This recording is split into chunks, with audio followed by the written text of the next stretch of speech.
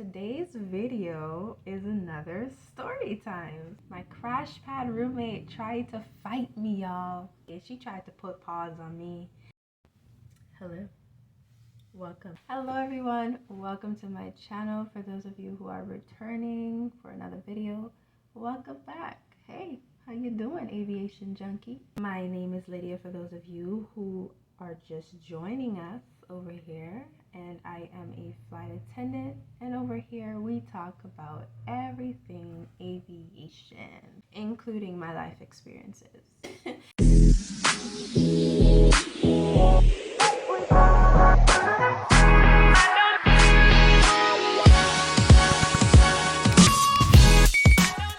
Okay, so we are starting off with my eyebrows done.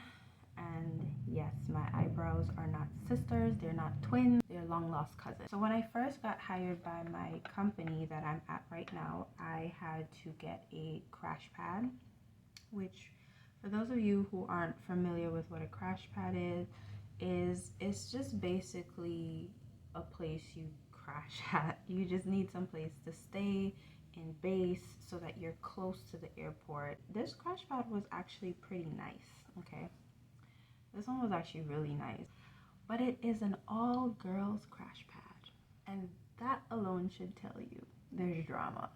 The place was clean. It was really clean, really beautiful. Y'all don't say nothing about my Dollar Tree mirror, okay? I had this crash pad for several months because of the fact that it took that long for me to get my line. It took that long for me to get off of reserve and actually have a line. I move into this crash pad and everything is cool and jolly. I'm not somebody that moves into a place and then all of a sudden I start beefing with people. I'm gonna give the name of the person that I got into the fight with. I'm gonna call her Juicy Fruit.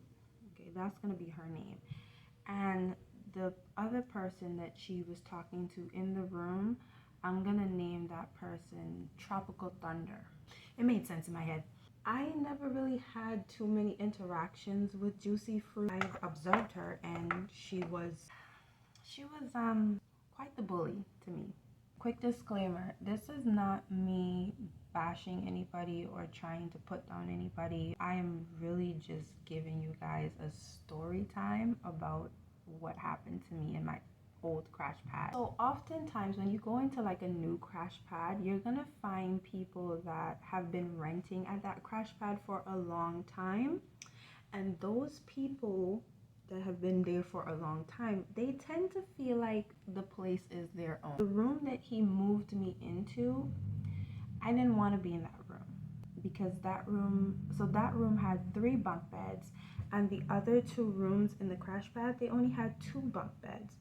And in those rooms, most of the line holders were in those rooms, so they were never there. And if you know anything about getting a crash pad, you always want to be in the room with the line holders because they're hardly ever there. There was a bed, an empty bunk in another room. I guess I didn't get to it before she moved out, and so I had to stay in the room that I was assigned to, which is where Juicy Fruit was also in, and Tropical Thunder. My first time getting to the room, there was a note on the door. Like, this is the only room in the house that had a list of rules on the door. That list was longer than Santa's list. There were 3 bunks in the room.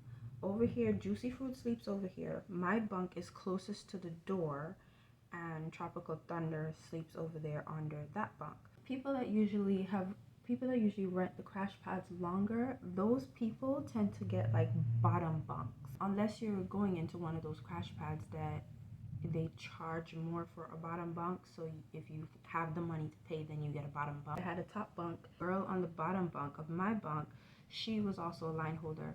She was never there. I saw this girl twice in the entire time I was renting that crash pad. It was right before this big snowstorm that we had. That's when I saw her.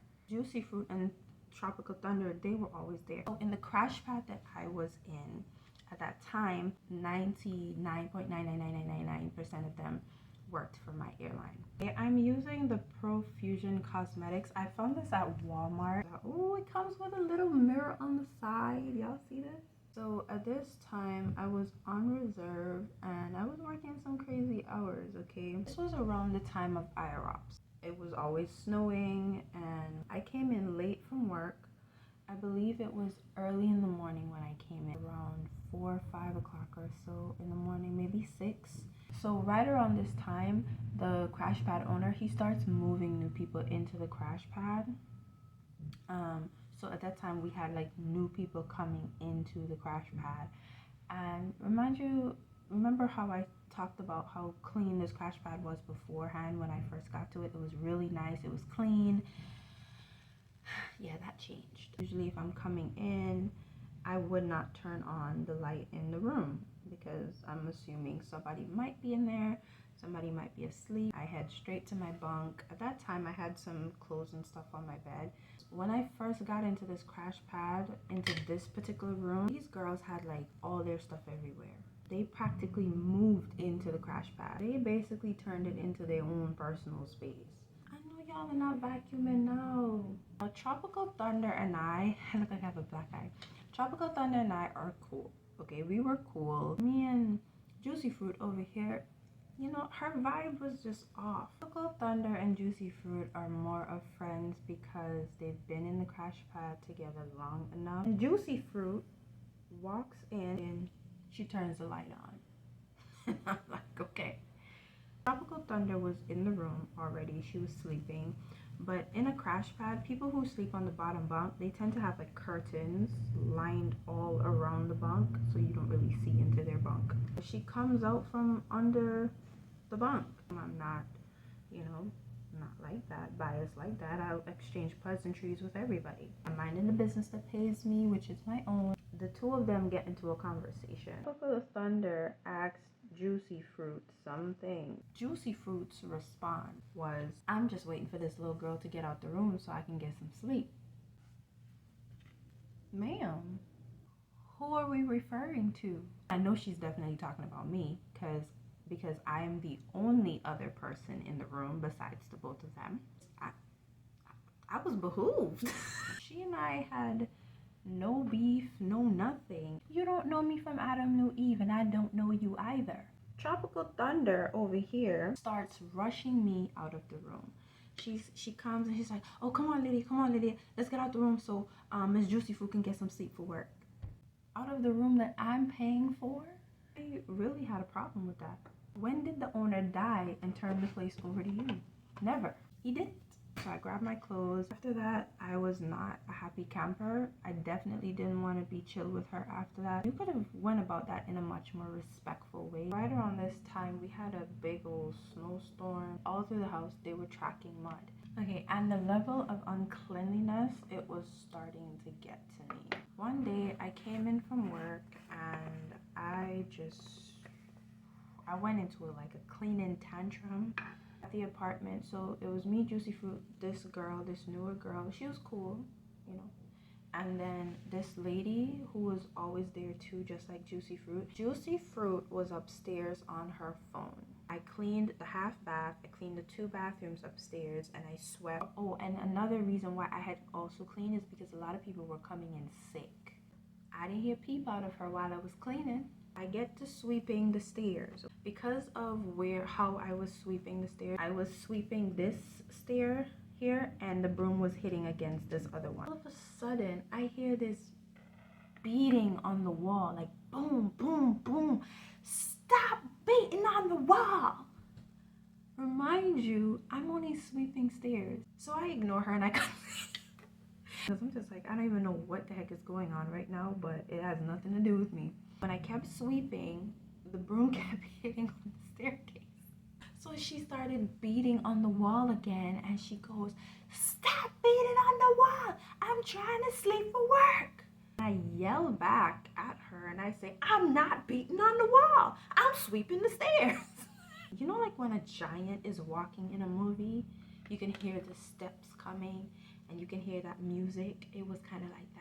She came prance out the room and she came around to the staircase, and by that time I was already halfway down the stairs. You got the wrong one today.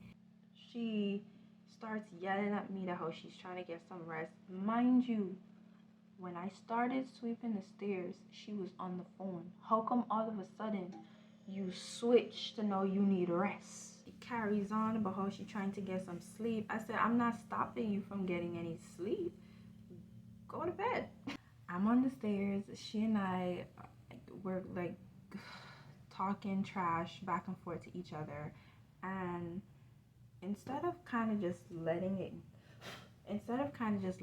go, she keeps yelling and coming out and saying, oh, come up here and say what you're saying to my face. And so I'm just like, you don't really want me to do that.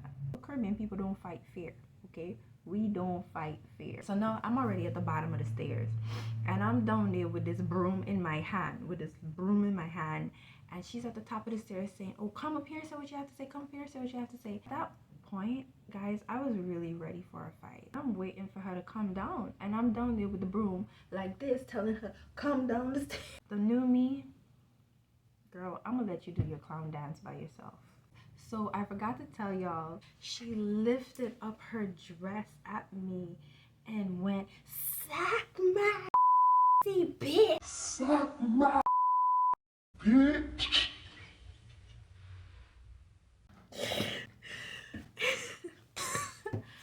I was traumatized after that.